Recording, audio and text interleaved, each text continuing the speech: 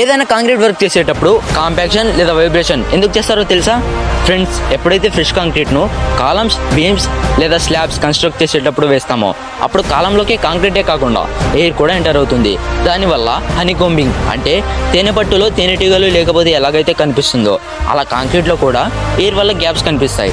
కాబట్టి కాంపాక్షన్ లేదా వైబ్రేషన్ వల్ల ఈ ఎయిర్ బయటకు వెళ్ళి కాంక్రీట్ పార్టికల్స్ దగ్గరకు చేరి కాంక్రీట్ స్ట్రెంత్ను పెంచుతుంది. ఇది ఎందరికో తెలిసిన విషయమే. అయితే ఏ వైబ్రేషన్ లేదా కాంపాక్షన్ చేయకుండా మంచి స్ట్రెంత్ ఇచ్చే ఒక స్పెషల్ టైప్ కాంక్రీట్ గురించి మీకు తెలుసా? దాని పేరే సెల్ఫ్ కాంపాక్టింగ్ కాంక్రీట్.